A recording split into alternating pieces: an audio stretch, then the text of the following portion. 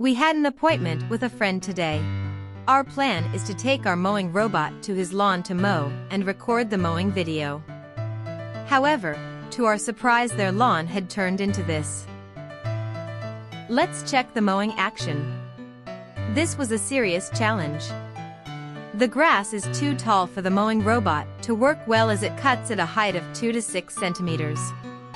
But it can easily cut through the thick, dense grass. This reflects the fact that it has plenty of power and very little grass tangled in its wheels.